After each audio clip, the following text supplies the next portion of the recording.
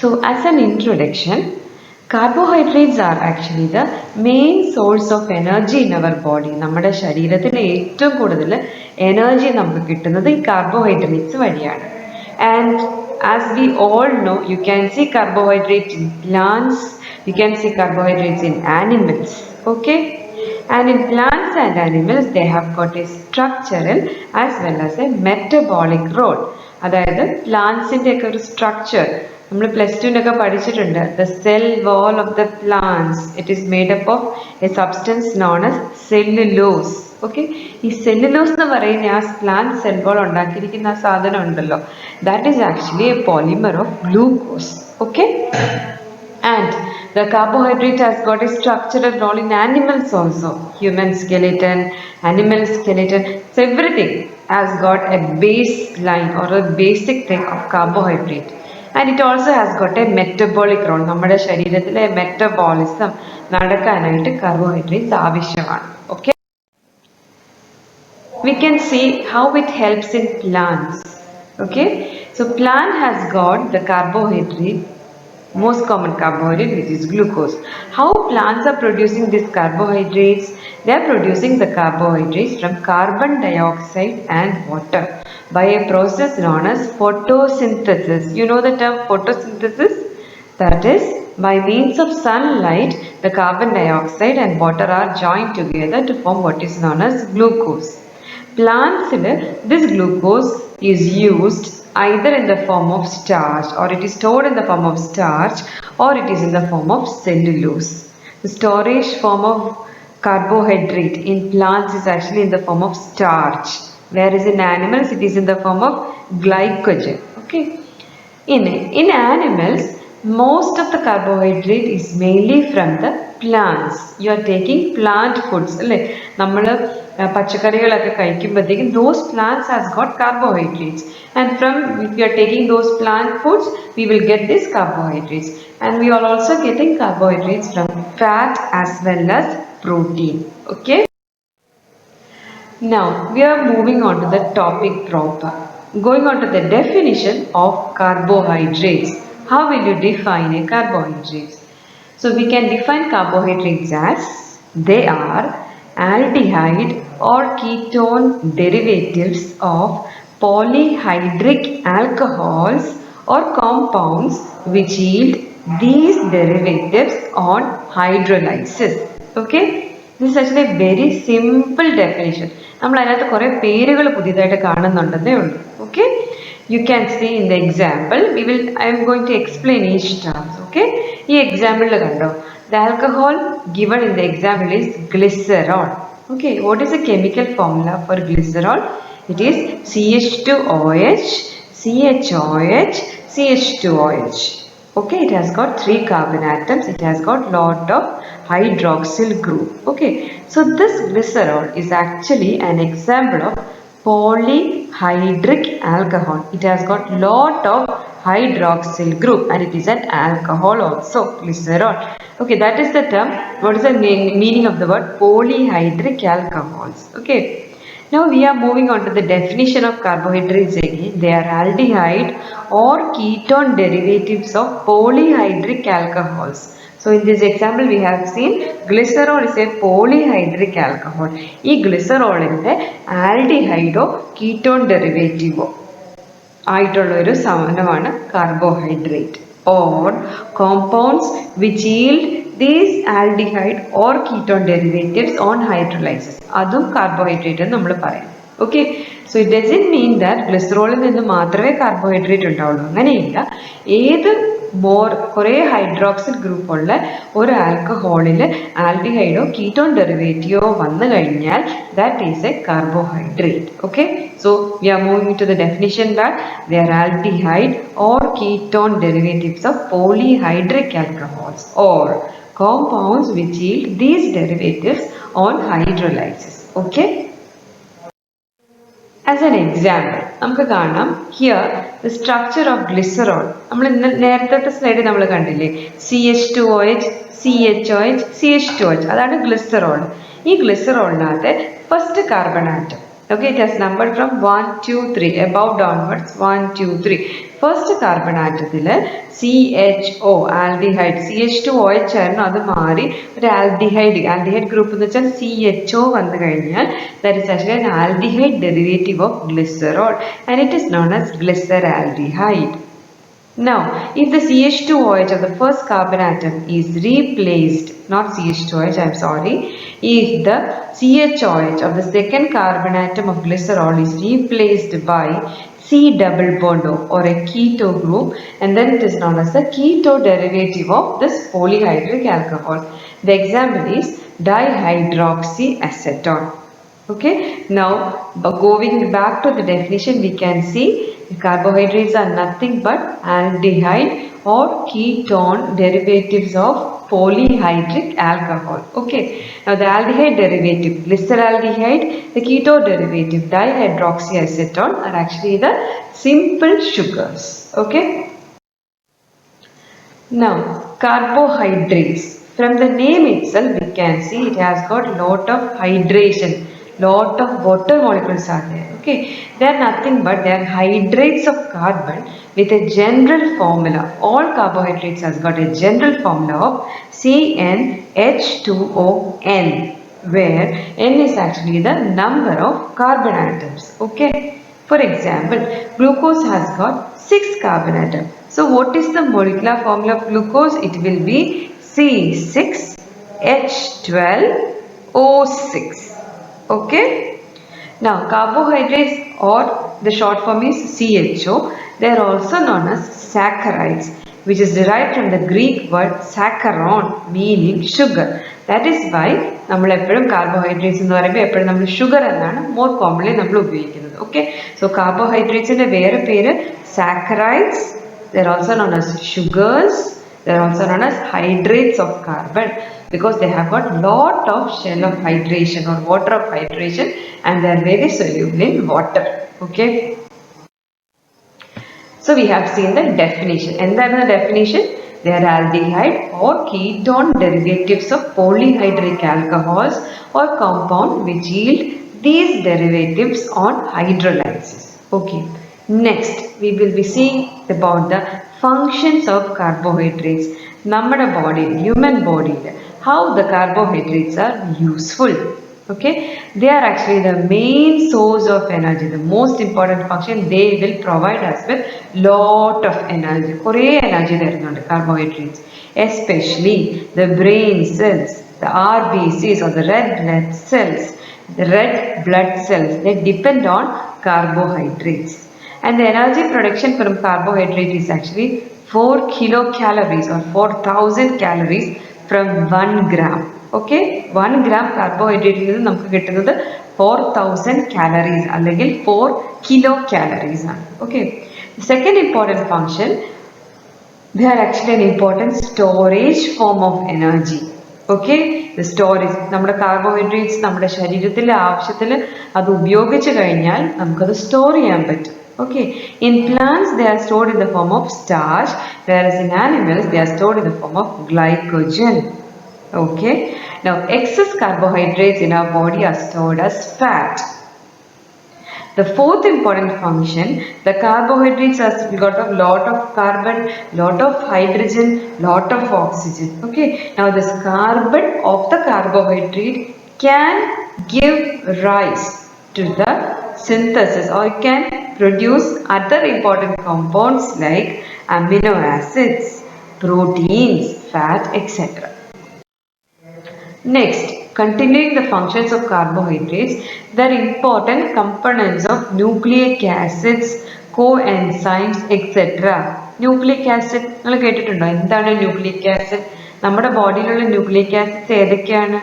DNA as well as RNA. We have got DNA as well as RNA. What is the full form of DNA? Deoxyribonucleic acid. എന്താണ് RNA? Ribonucleic acid. DNA, deoxyribonucleic acid. It has got the sugar deoxyribose. Whereas RNA or ribonucleic acid has got the sugar ribose. Both these are actually sugars. So carbohydrates, which are also known as sugars. They are important components of nucleic acids. Nucleic acids in മാത്രമല്ല, they are important components of coenzymes. കുറച്ച് കോഎൻസൈംസിന്റെ പേര് പറയാമോ? നിങ്ങൾക്ക് അറിയാമോ? Coenzymes ഇത് നിങ്ങൾ +2 പഠിച്ചതാണ്.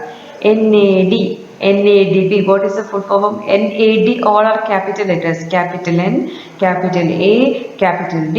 Nicotinamide adenine dinucleotide. It has got carbohydrates. It has got ribose in it. Okay. The next important function of carbohydrate is that they are important components of glycoproteins as well as glycolipids. Okay, glycoproteins, glyco means something which is related to sugar. Okay, so carbohydrate plus sugar, it is known as glycoprotein. Carbohydrate plus lipid, it is known as glycolipids. These glycoproteins and glycolipids are components of cell membrane as well as receptors. Okay. The next important function of carbohydrate is that they are important bases, or they give structure. They have got a structural importance in many organisms. Example, exoskeleton of insects. Insects in their cover undallo.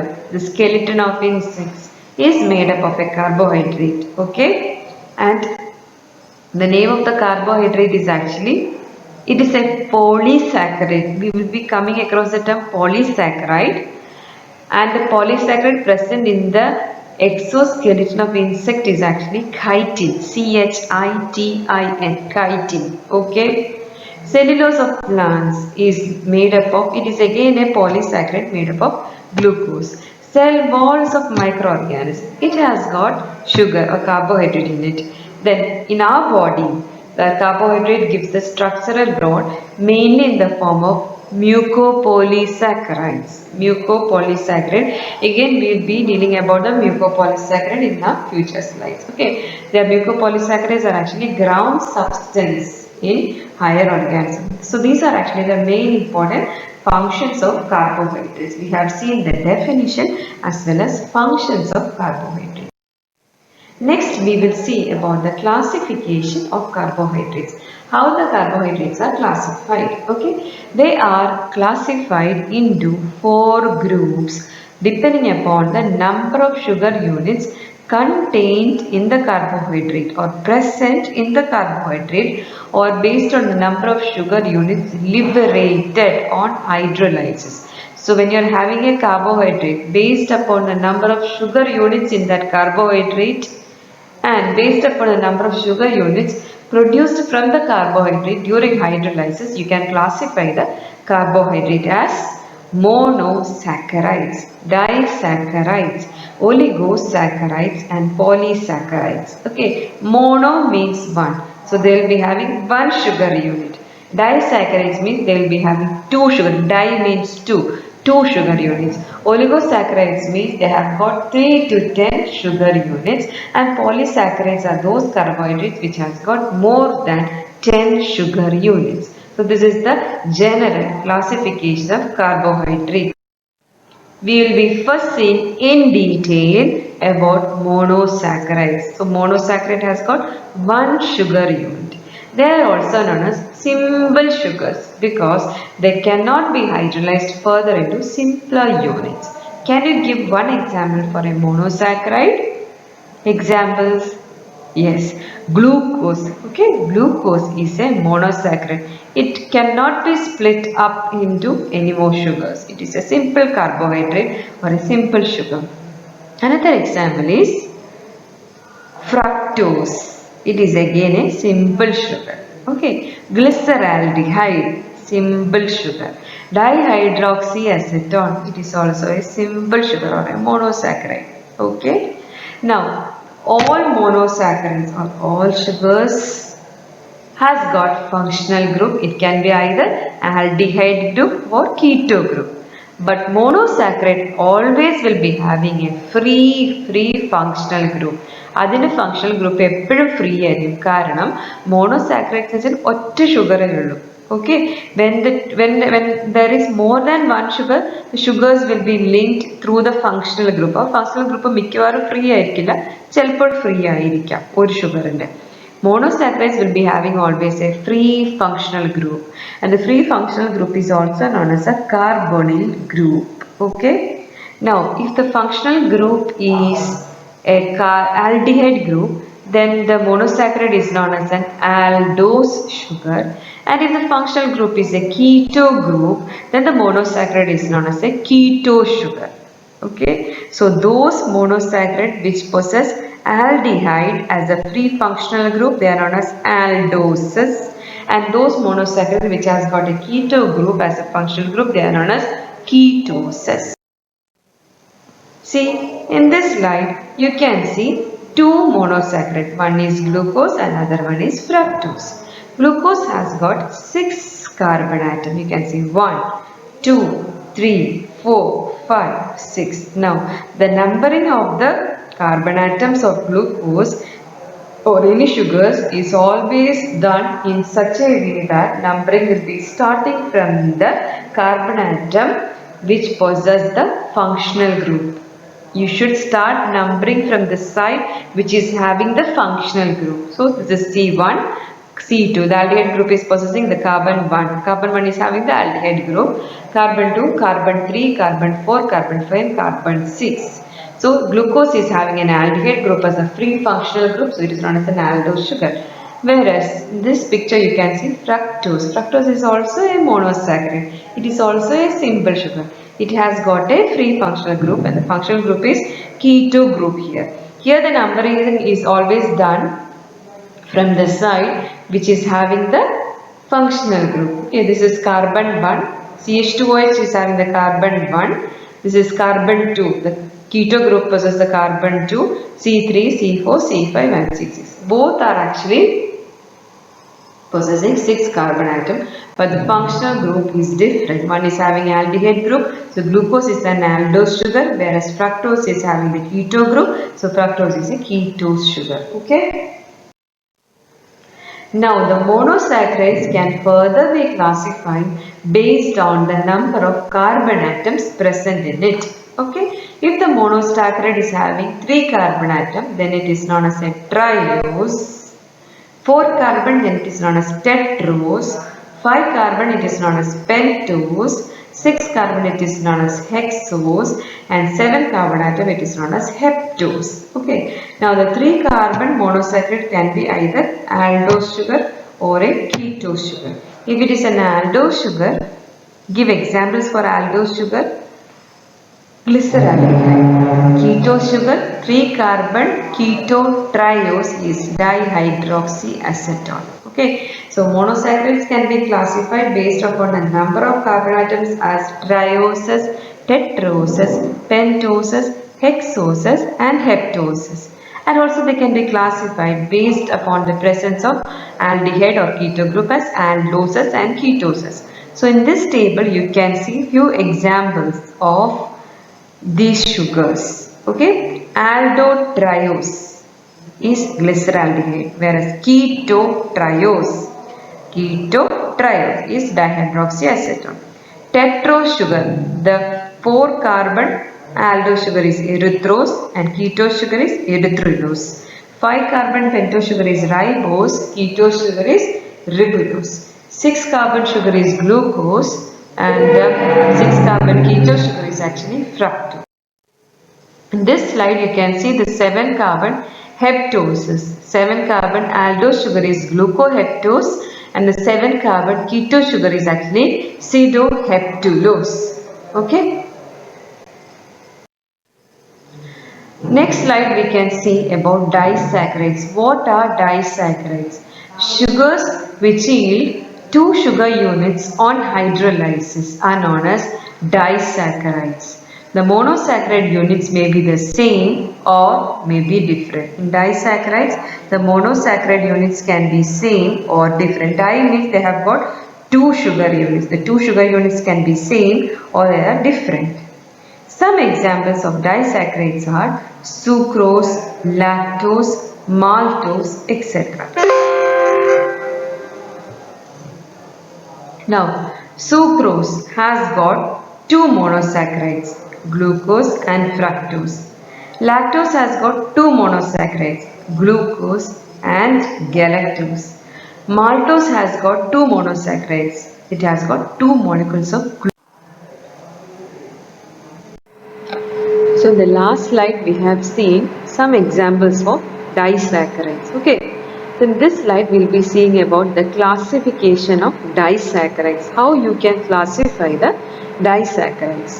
So depending upon whether a disaccharide contains a free functional group or not, they can be classified as reducing disaccharide or non-reducing disaccharides. Okay. So we have seen that the free functional group of the carbohydrates, okay, the free functional group of the carbohydrate is responsible for the reducing property of a carbohydrate.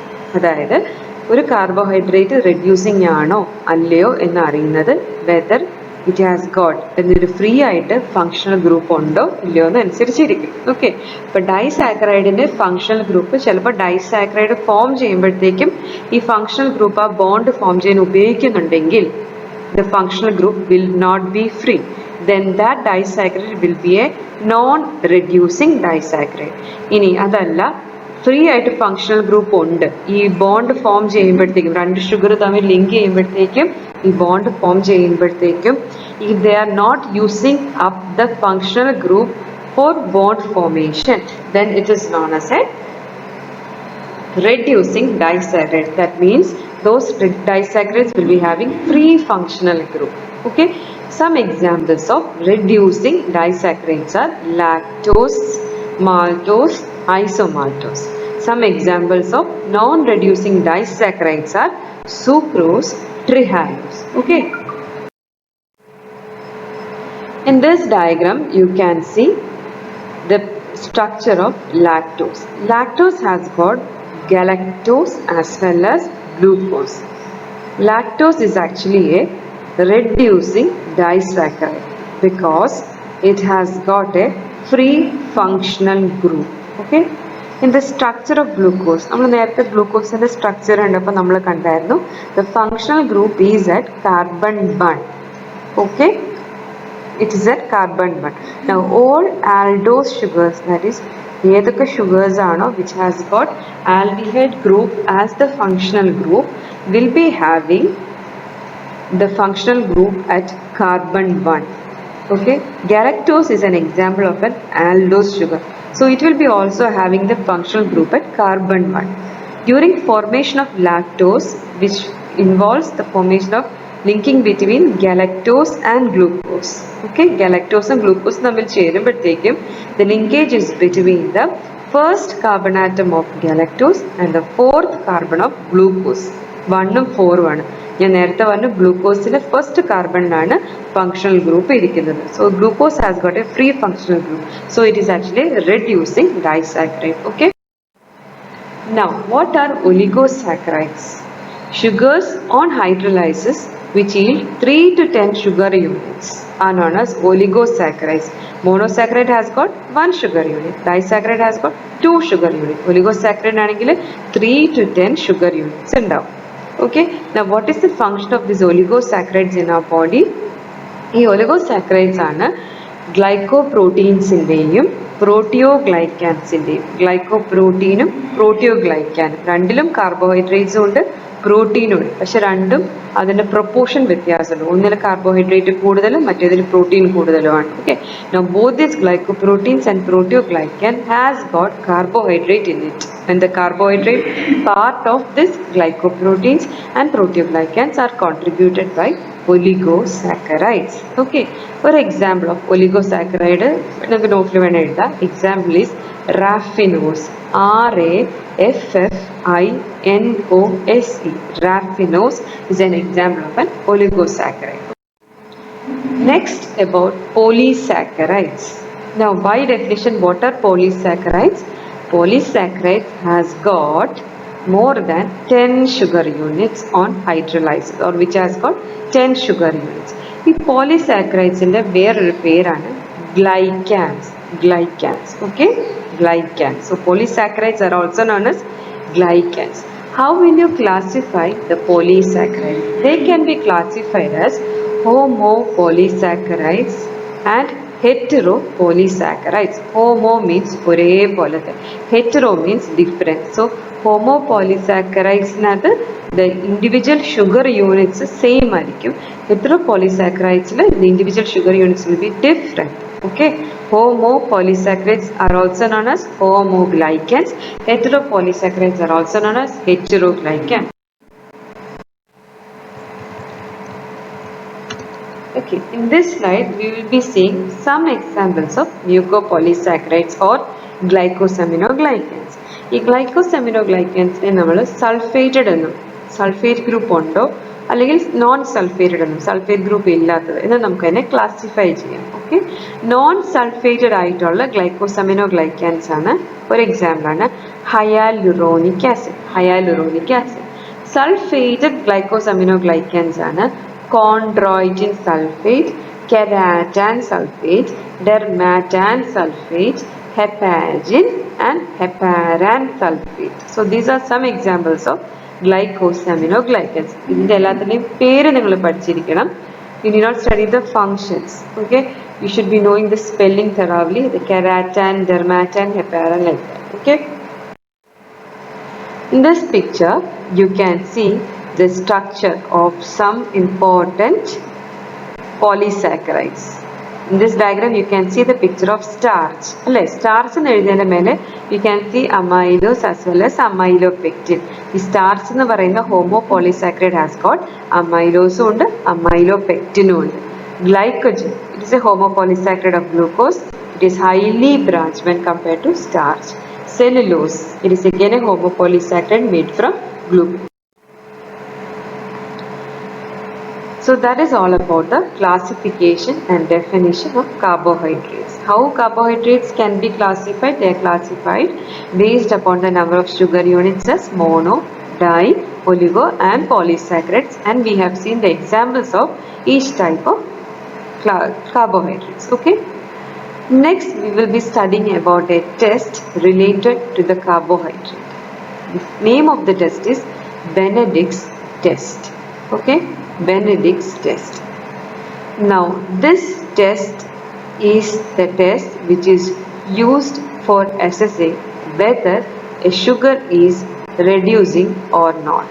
ഒരു sugar reducing property reducing ആണോ അല്ലയോ എന്ന് അറിയാൻ വേണ്ടിയിട്ടാണ് ഈ test നമ്മൾ ചെയ്യുന്നത്. Okay, ഇനി ഈ ടെസ്റ്റിന് ഒരു പ്രത്യേകതയുണ്ട്. മുന്നിൽ പണ്ടൊക്കെ this test was done using urine sample.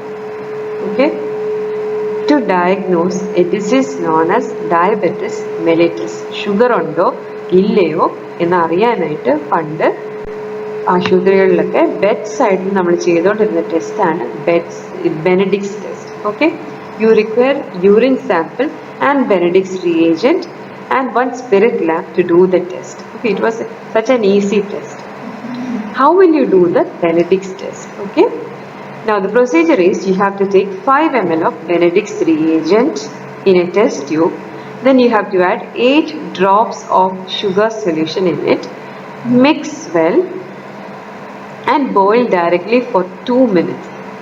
Or you can keep it in a boiling water bath for 5 minutes. The time period is important. You have to keep it either for 2 minutes in a direct flame or for 5 minutes in a boiling water bath. Okay. The Benedict's reagent has got 3 important components. In the chemical, it has got copper sulfate, sodium carbonate and sodium citrate. Copper sulfate, sodium carbonate and sodium citrate. Okay. Okay, color of the Benedict reagent is actually blue. You will get a blue color solution. Now, if the sugar is a non-reducing sugar, like sucrose polate non-reducing sugar, you will get a blue colored solution. Whereas, if the sugar is a reducing sugar like glucose, fructose, lactose, maltose, etc., you will get a colored precipitate. You will get a colored precipitate. You will notice a change in the color of the solution after 2 minutes. Okay, and once after 2 minutes you can see a change in the color of the solution. and as time passes you can see colored precipitate in the bottom of the test tube. Okay, now if the sugar is a glucose, say we can say that the sugar is a glucose sugar, since it is reducing sugar we will see a colored precipitate, and based on the amount of glucose present in the solution you can quantitate how much amount of sugar is present. Okay, now if the sugar amount of sugar present is 0.5 gram percentage, you will get a green colored solution. If the amount of sugar present is 1 gram percentage, you will get a yellow colored solution. The amount of sugar present is 1.5 gram percentage, you will get an orange colored solution. And if the amount of sugar present is 2 gram percentage and above, you will get a red colored solution. Okay, the color of the solution, as the time passes the color will be settled. You can see the colored precipitate in the bottom of the test. Okay, so if you are getting a orange colored solution after you are doing the Bendick test with a urine sample instead of sugar solution, then that means that the amount of sugar present in the urine sample is more than 2 gram percentage. Okay, now all reducing sugars will give a positive Benedict's test. All non-reducing sugars will give a negative Benedict test. So from the observation of Benedict test we can classify whether a sugar is reducing or not.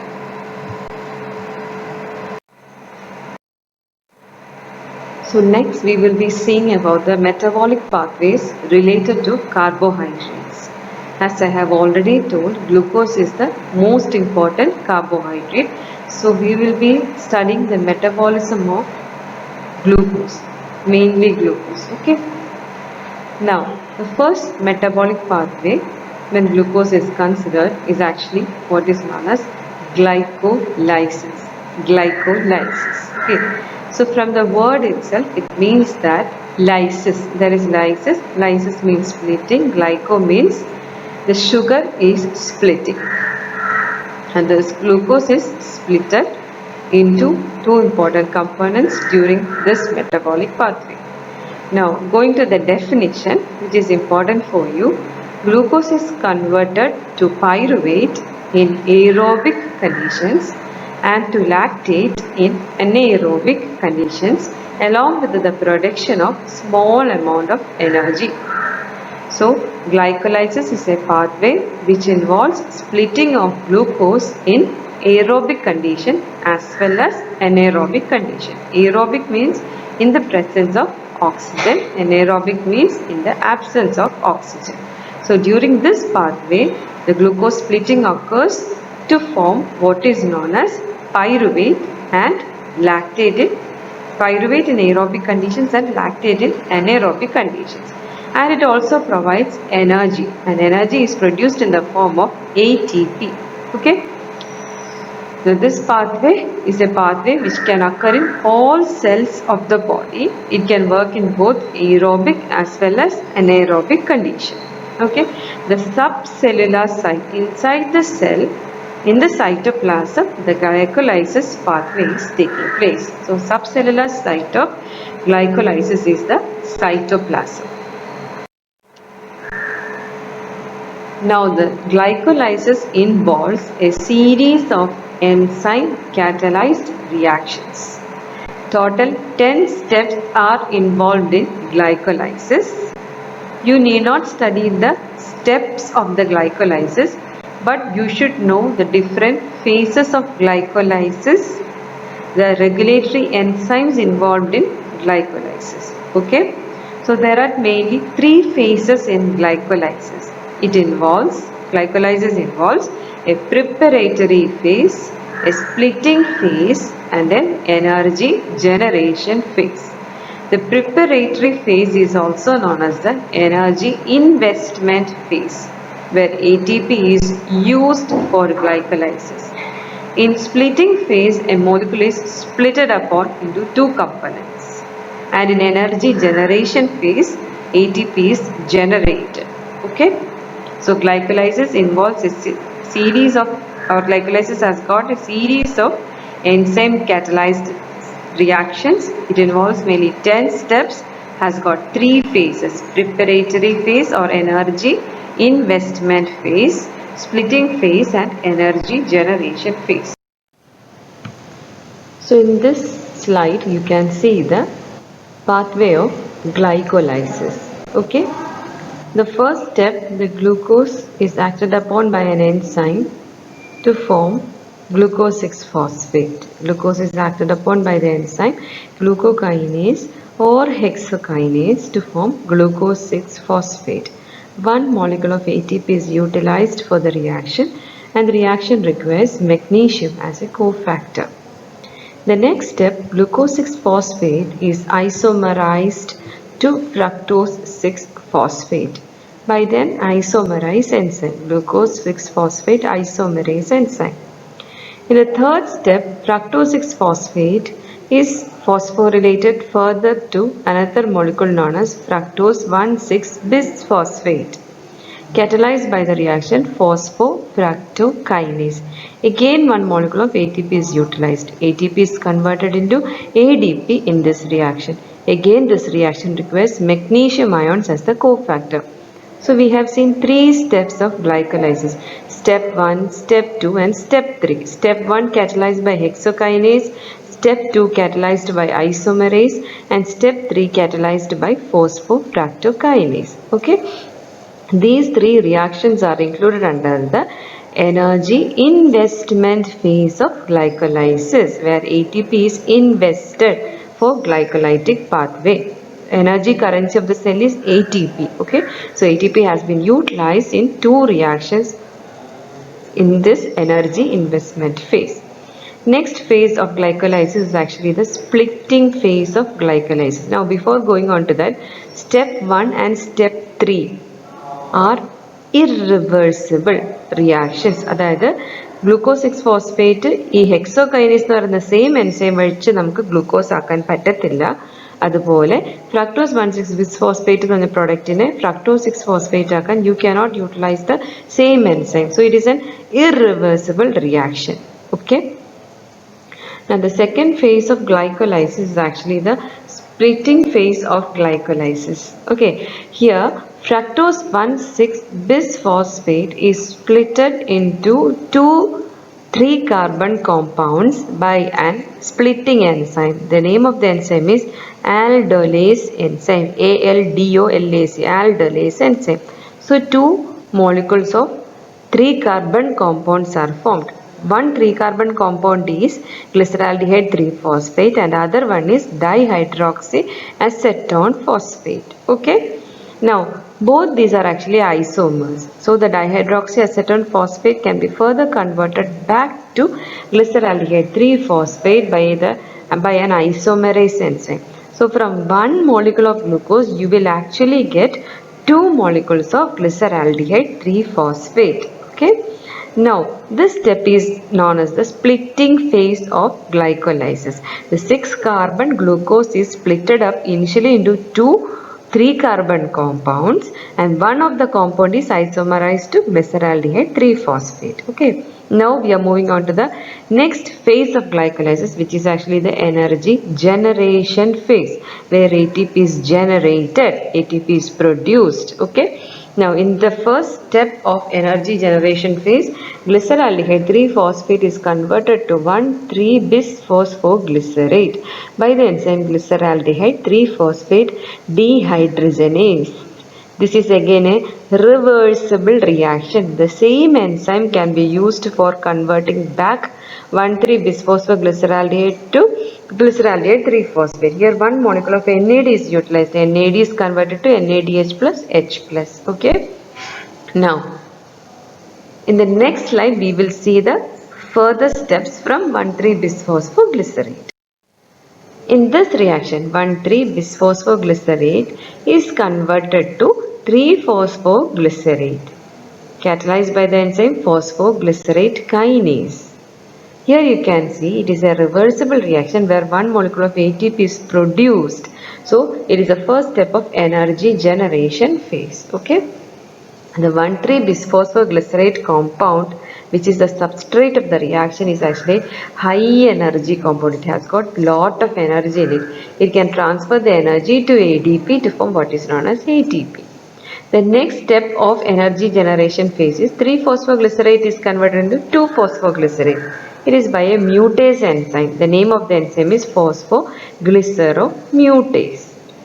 In the next reaction, phosphoglycerate is converted into phosphoenol pyruvate, catalyzed by the enzyme enolase. You should be knowing the name of the enzyme enolase. Okay. In the next reaction, phosphoenol pyruvate is acted upon by an enzyme known as pyruvate kinase. Pyruvate kinase. Here again, the product is enol pyruvate. Phosphoenol pyruvate is catalyzed by pyruvate kinase. Is acted upon by pyruvate kinase to form what is known as enol pyruvate. Here one molecule of ATP is again produced. Here again magnesium is actually the cofactor. Now this enol pyruvate undergoes spontaneous reaction to form pyruvate or ketopyruvate, which is acted upon by an enzyme known as lactate dehydrogenase to form what is known as lactate. Okay, so the end product of glycolysis depends upon whether there is oxygen or not. That is, if oxygen is there, that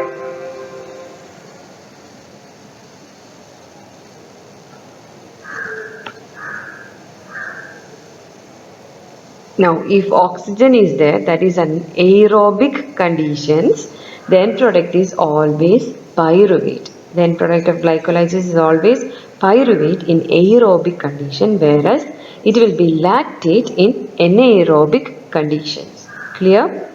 So the steps of glycolysis we have seen, it has got three phases: the energy investment phase, the splitting phase, and the energy generation phase.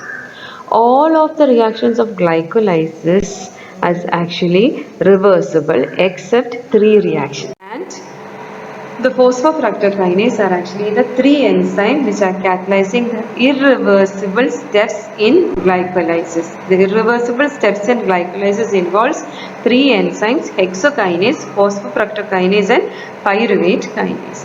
Now in glycolysis pathway you can see two substrate level phosphorylation steps. One is catalyzed by 1,3-bisphosphoglycerate kinase. The second one is catalyzed by pyruvate kinase. You need not study the details of the reaction, but you should know the enzymes catalyzing the substrate level phosphorylation. Next, the energy yield from glycolysis. From anaerobic glycolysis, you can get only 2 molecules of ATP, whereas aerobic glycolysis, you can have a total energy of 32 molecules of ATP from 1 glucose molecule. Okay. From glycolysis, directly from glycolysis, you can have 7 ATP during aerobic glycolysis. Now, aerobic glycolysis, the end product is actually pyruvate. The pyruvate can be converted into acetyl coenzyme A. During this reaction, total of 5 ATP is produced. Okay. And this acetyl coenzyme A, which is formed from pyruvate, can be converted into carbon dioxide, 2 molecules of carbon dioxide via a cycle known as the citric acid cycle or the tricarboxylic acid cycle, also known as the TCA cycle. And during this reaction, a total of 20 ATP molecules are produced. So total entire glucose oxidation in aerobic condition will produce 32 molecules of ATP for 1 glucose molecule. Okay, so generally you should remember the activator of glycolysis is actually the hormone insulin. The inhibitor of glycolysis is actually the hormone glucagon. Okay, thank you.